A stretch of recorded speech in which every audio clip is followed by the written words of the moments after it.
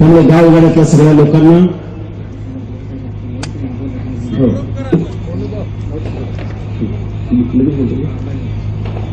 आदरणीय बाळासाहेब आंबेडकर आता phone line वरती आहेत आणि अजून एक सांगतो तुम्हाला, अजून एक सांगतो, हा मंडल आयोग अंमलबजावणीचं जे धोरण ठरलं ते माननीय बाळासाहेब आंबेडकर, अरुणजी कांबळे, विश्वनाथ प्रताप सिंग आणि नॉर्थ मधले अनेक माणसं आहेत.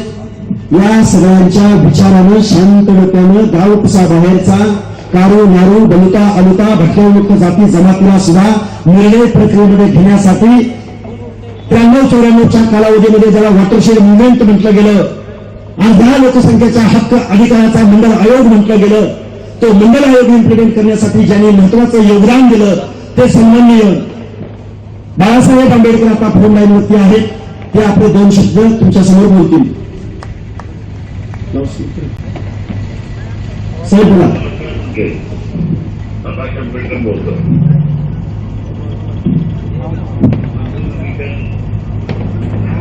खाली खाली आणि आता हे मिळालेलं आरक्षण टिकवणं ही आपली सगळी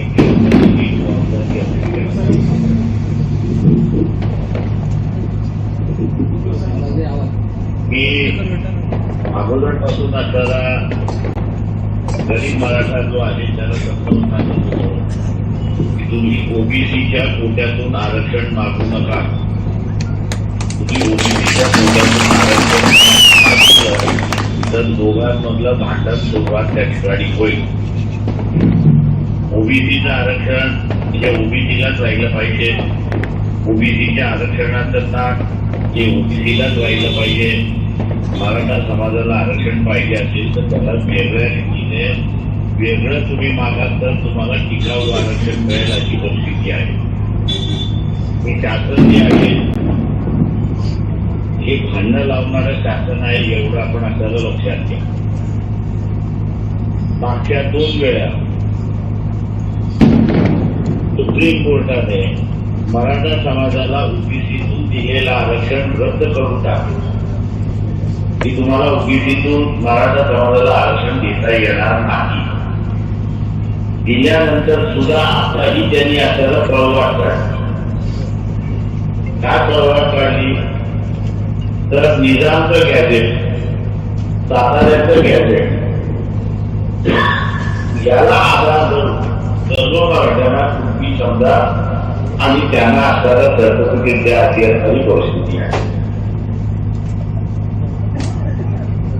माझी सर्व ओबीसी बांधवांना आपल्याला विनंती आहे की हा लढा राजकीय लढा आहे एवढा आपण आपल्याला लक्षात घ्या.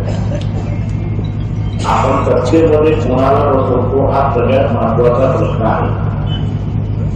सत्तेमध्ये आपल्या विचाराची माणसं बसली तर आपलं आपल्याला आरक्षण भागू शकतं. आपल्या विचाराची माणसं बसली नाही तर आज ज्या पद्धतीने जबरदस्ती करण्यात आलेली आहे, मी जबरदस्ती याच्यासाठी म्हणतोय की सर्व मराठा समाजाला तुम्ही कुणबी म्हणून संबोधावं.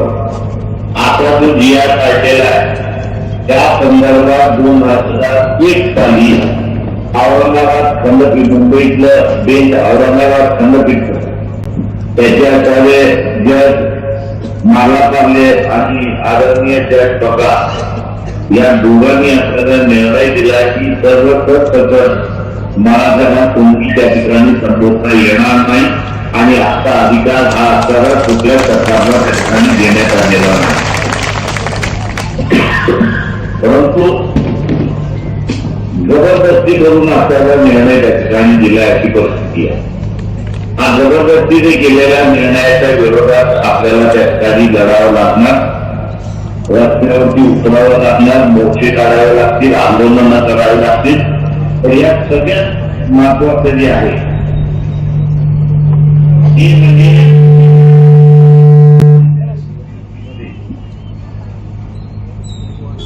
आपण मत कोणाला देणार हा त्याच्यातून महत्वाचा भाग. हा खेळ खंडोबा आपण जर बघितला तर भारतीय जनता पक्ष त्या ठिकाणी आणि भारतीय जनता पक्ष काय म्हणते की मुसलमान बदमाश झालेला आहे, काय म्हणते की इथला मुसलमान बदमाश झालेला आहे आपल्या माध्यमातून या देशाला या देशामध्ये मुसलमान आंदोलन होते. याच्यानंतर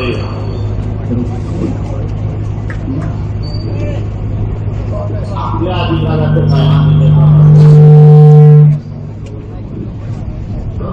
स्पीकरवर टाक ना. भारतीय जनता पक्षाने काय केलं, त्यांचं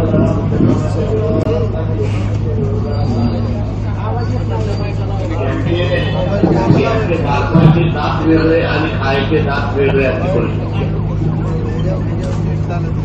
दाखवतात. मुसलमानाचा काबूलगोवा आणि अधिकार ओबीसीचे काढतात ही परिस्थिती आहे. जेव्हा येणाऱ्या स्थानिक स्वराज्याच्या निवडणुकीमध्ये आपलं आरक्षण आपल्याला वाचवायचं आहे, तेव्हा आपलं मत हे आरक्षणवाद्याला आरक्षणवादी कोण ओबीसी आहे, एसटी आहे, एसटी आहे याच्यातला नाही मिळाला तर मुसलमान सुद्धा आपल्याला चालेल, त्याचा तो आपल्या विरोधात.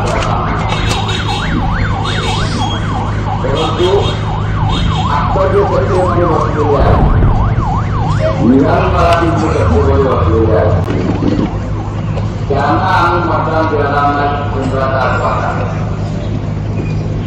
व्यवस्था आहे, आमचं आहे, आणि आमच्या आणि आमचं आरक्षण वाचवण्यासाठी आम्ही इथल्या निनामी मराठ्या मतदान देणार नाही ही भूमिका आपण करत म्हणजे ही जर भूमिका घेतली तर आम्ही ज्या आकारा आणखी काही प्रयत्न करू आणि किनारा 90% करतो. जे ओबीसीला आरक्षण दिलं त्याला वाचवू शकतो आणि ते वाचवण्यामध्ये आपण आपलं मत आरक्षण वाचायला द्याल ही भूमिका आपण द्याल आणि ती अंमल कराल ही अपेक्षा बाळगतो आणि आपली असणारी सगळा देतो. नमस्कार. यानंतर मी जास्त काही तुमच्यासमोर बोलणार नाही, पण इथल्या काही आयोजकांची नावं घेतली नाहीत त्यामुळे दिलगिरी व्यक्त करतो. आणि हा लढा यानंतर मी तुम्हाला एक आव्हान करेन की यानंतर आपल्या ओबीसीची संघर्ष यात्रा खरं तर उद्या 7 तारखेला धारूर तालुक्यामध्ये मोठा कार्यक्रम आहे आणि एक मोठी संघर्ष यात्रा जी 12 जिल्ह्यांमधून जाणार आहे ती आपण नांदेड जिल्ह्यातल्या लोहा कंधार तालुक्यातल्या माळेगावला ती सुरुवात करत आहोत. प्रत्येक महाराष्ट्रातल्या प्रत्येक तालुक्यात जिल्ह्यात हा एल्गार ओबीसीची एकजुटीची वज्रमुठ या महाराष्ट्रामध्ये दिसणार आहे. तेव्हा माझी तुम्हाला हात जोडून कळकळीची विनंती आहे, आपण सगळ्या लोकांनी एकत्रित यायचं आहे. आणि इथले कोणतरी ऍडिशनल एसपी सत्तर साहेब ते काय गुन्हा दाखल करणार होते नोटीस आणि नोटीस प्रेमपत्र येते आणि पणागर साहेब प्रेमपत्राची संख्या वाढल्याशिवाय आपण चळवळ आपली मोठी होणार नाही, आवाज बुलंद होणार नाही. आणि काळुरामजी तुम्ही आमच्या बरोबर आले हो, आपण एकाला कुठल्या कारखान्याच्या गेटवर अडवायचा आणि कुठल्या एमआयडीसी मध्ये तुडवायचा हे धोरण आपण ठरवू. आणि खूप काही बोलता येण्यासारखं आहे. माझ्यानंतर पांढरंग निर्वळ आंदोलनाची पुढील दिशा समाज बांधवांना सांगते. आणि आपण बरे का काळुरामजी आपल्याला अमरावती परिसरामध्ये जायचंय, अजून दुसरं पुढचं काय हा तिथे जायचंय, भेट द्यायचे. इंदापूरला सोमवारी मोर्चा आहे, या परिसरामधील सर्व लोकांना माझं सांगणं आहे त्या मोर्चाला आवर्जून उपस्थित राहायचंय. धन्यवाद. जय हिंद, जय ओबीसी, जय मल्हार, जय अहिल्या, जय ज्योती आणि नवे पर्व.